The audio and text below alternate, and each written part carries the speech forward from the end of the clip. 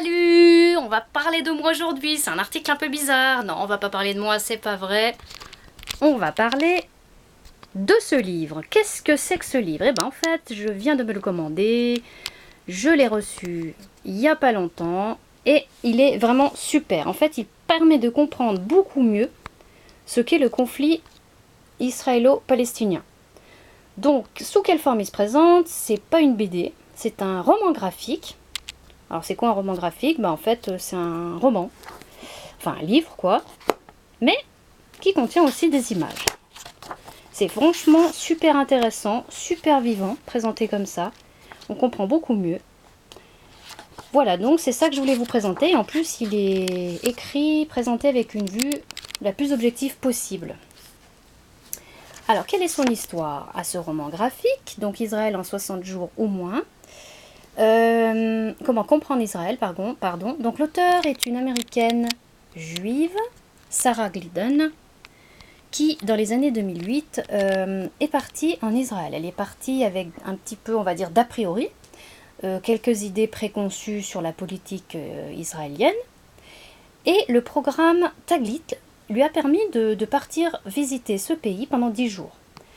Alors le programme Taglit c'est quoi? C'est en fait, ils envoient des juifs du monde entier, enfin des jeunes juifs, qui ont je pense dans les 20-25 ans, pour découvrir l'État d'Israël. Alors elle s'est dit, les cocos, je les vois venir, ça doit être préconçu, ça doit être tout pro-israélien, etc.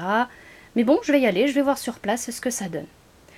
Alors elle y est allée, et ça lui a tellement plu, qu'elle a d'ailleurs prolongé son séjour. Donc il est allé au-delà de 10 jours, elle l'a prolongé.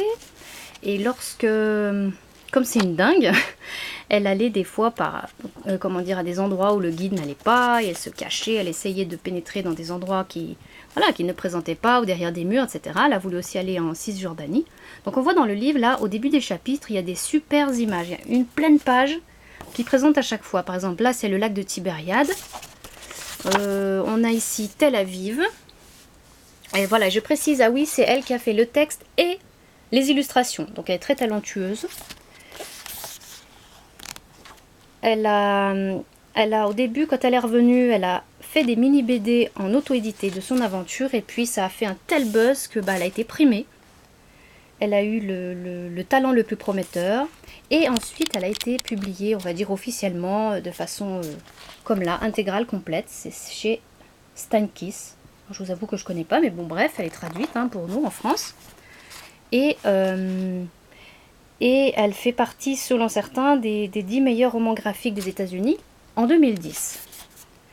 Donc, on peut voir que vraiment, ça passe un peu ça va dans tous les lieux, ça va dans tous les milieux, elle va côtoyer les gens de près, elle va perdre ses idées préconçues, ça c'est super important, elle est donc restée vraiment ouverte d'esprit, elle va comprendre beaucoup de choses. Elle va comprendre que c'est plus complexe qu'il n'y paraît, ce conflit, que rien n'est tout blanc ni tout noir. Je voulais dire un truc, je ne me rappelle plus. Donc il y a beaucoup d'humour aussi là-dedans, c'est traité de façon rigolote. Il y a aussi, c'est profond. Je cherche ce que je voulais dire, mais je ne sais plus ce que c'était. Bon, là il y a le chapitre 6, là c'est Jérusalem par exemple. Donc, j'essaie vraiment de retrouver ce que je voulais dire, c'était important, mais je ne me rappelle plus. Bref, elle a écrit ce livre, ce récit sans parti pris, c'est un peu...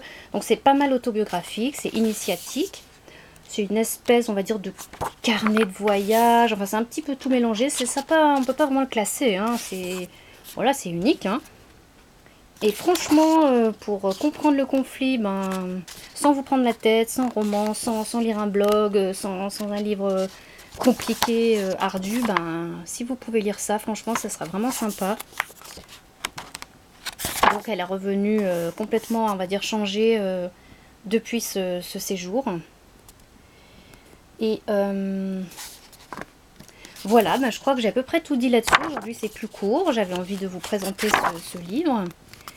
Et puis, j'ai vu qu'il parlait là-dedans aussi de la porte. J'en parle sur mon blog de la porte. Vous savez qu'elle a reçu les impacts de balles. Voilà, je crois que c'est la porte de Sion, dans la vieille ville de Jérusalem.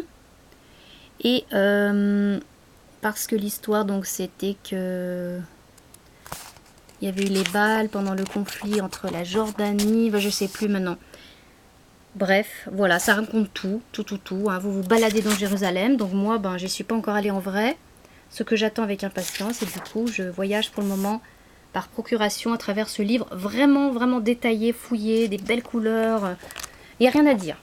Voilà, j'avais envie de vous présenter ça. Écoutez, à très bientôt sur le blog et bye bye, bonnes vacances, bonne journée, bonne soirée, bisous, à bientôt.